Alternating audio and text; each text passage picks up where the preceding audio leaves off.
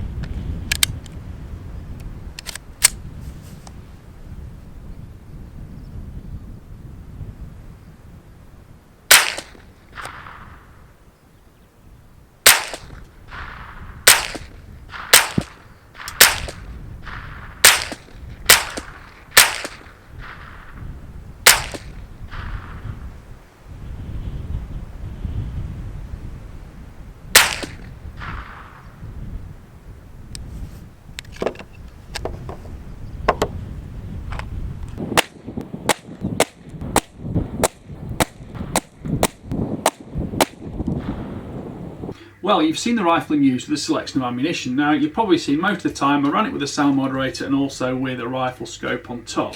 But that's the flash hider you can see there. Obviously, the sound moderator reduces some of the volume, especially when you're using subsonic ammunition.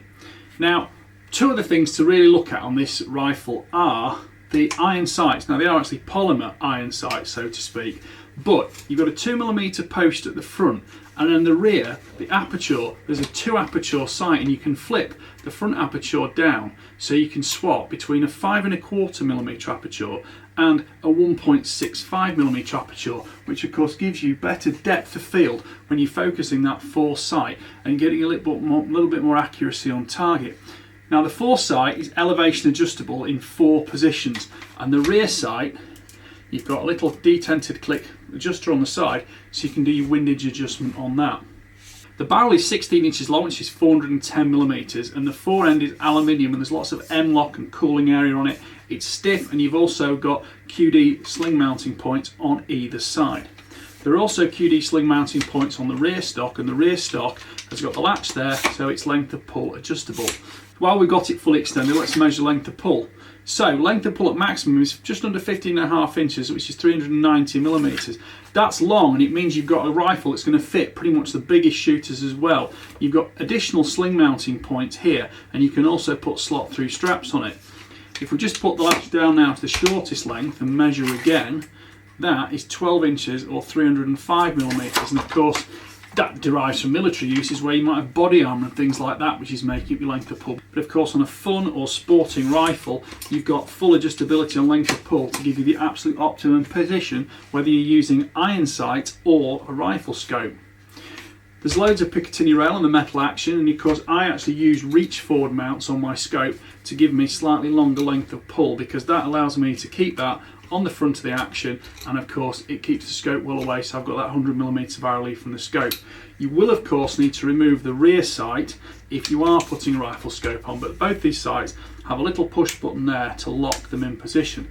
If I just leave that popped up, we can see some more of the details of the rifle. The trigger is single stage unit and adjustable from 3,500 to 4,500 grams. Overall length of the rifle is 830 to 910mm, which is 32.7 to 35.8 inches, depending on which length of pull you've got selected. Overall weight is 2.5 kilograms, which is 6.5 pounds. The grip is familiar, it's AR-15 compatible, and it's got stippling on it for more actual tactile perception. Reach to trigger is not bad, and the trigger is adjustable from 3.5 to 4.5 kilos. The magazine release catch is on the side there for your index finger to pop it in and out. We'll look at that more in a second. On the left side there's actually a dummy bolt catch that doesn't actually operate. The actual magazine follower itself works as the bolt stop. So if you have the magazine out, there is nothing that will stop that bolt reciprocating at all when you pull the T-handle on the back. Once the magazine is in, that will then latch the bolt. Now that's an unusual thing, but it doesn't actually affect operation at all. You just need to remember that you need the magazine to keep the bolt open. But once the magazine has kept that bolt open, if you remove the magazine, it will stay open because that's operating the internal mechanism inside. Looking at the magazine, the instructions say it's a 20 round magazine, but this is actually a 10 round magazine that's been supplied. But you just click the rounds in the top and you've got a little pair of buttons at either side there, so you can ease pressure on the follower just to speed up loading slightly if necessary. Spares are available, and that just goes in the rifle, good firm press, rack the bolt and off you go. And of course if there's a round in it, that bolt won't lock and off you go shooting. Once you've finished, pop the magazine out, swap it over, and on the side, if you want to use it, there is also a dust cover, and that will flick open as soon as the bolt operates. The forward assist lever is a dummy. It does move slightly, but of course you're not going to use it on a 2.2 rimfire in general terms.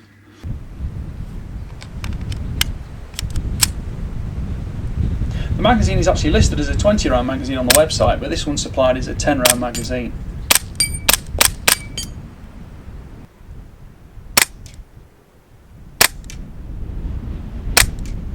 Stripping the action for cleaning involves pushing the rear action pin out here.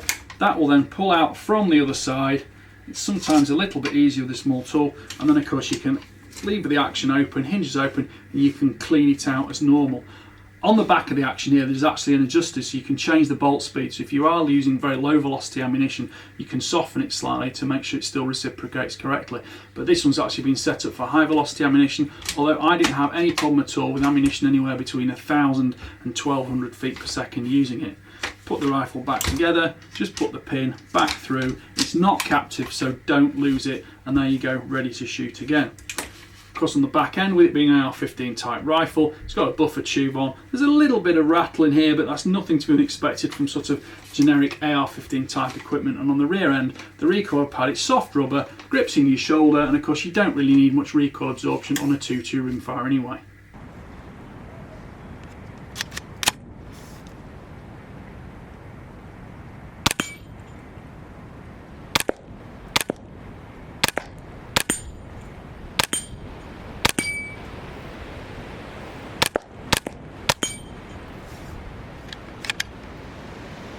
I've enjoyed shooting this rifle. The trigger is consistent, it's quite heavy, but you do get used to it, and you can make a nice, crisp, firm pull on it to make sure the action is operating exactly as you need. The rear of the T-handle bolt here, it's easiest to operate with just one finger like that because there is a locking lever on it, but of course you'll see in the video, it works easily. The trigger is actually quite predictable, and although heavy, you do learn to squeeze it in a controlled fashion. I do really like the open sights on it, and I love the fact you can just flip down that to give you the larger aperture for faster target acquisition at closer distance, or when you are pushing it out of range a little bit further, click that back up, go down to the smaller aperture, and you have got noticeably better precision when aiming. It's not quite as fast for target acquisition, so you've got a good option there for different types of shooting environment. Elevation adjustment at the front is a little bit more complicated than the windage at the rear. You just need to push that little detent down there, and the pin rotates to give you those 4 different elevation positions. The rifle is supplied with quite a comprehensive manual, gives you all the information about how to use it and how it differs from other AR-15 looking rifles. There are also a few tools with it, and you get a spanner, you get a breech plug, and you also get an Allen key for adjustments.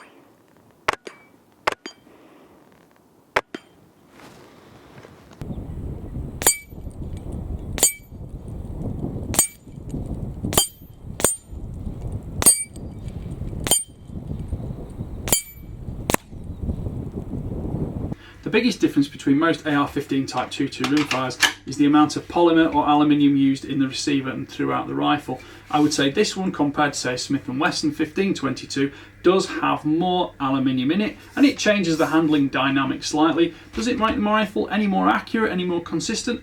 I don't think it does, and I enjoy using both rifles. I do like the way this one shoots, and I have found it incredibly consistent, and I like the fact the magazines have got those 2 buttons on the side and it makes them easy to load. But I would want spares because you do get through ammunition quite quickly, because it is of course a very fast fire rifle. One drawback between this and the 1522 is you can't manually control that bolt latch on it, but I didn't actually in normal usage find a difference in that. Just be aware if you've got certain range firing procedures, you might need to just adapt slightly to make sure you are locking the bolt back with that magazine. Although, as said before, the last round when the follower comes up and the action cycles, the bolt automatically locks back, drop the mag out and off you go again.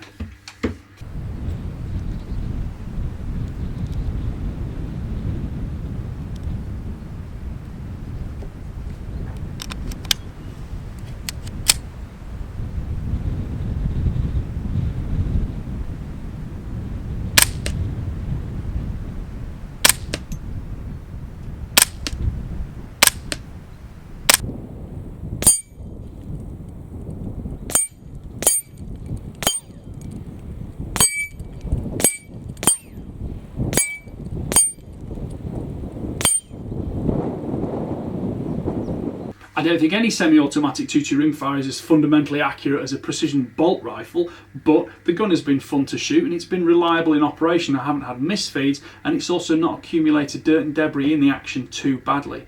Of course, these will always suffer if you don't clean them on a regular basis, because the bullets themselves fundamentally have waxy or oily lubricants, and of course you get that sooty firing residue from them. So make sure you have a regular maintenance schedule with any kind of 2-2 like this.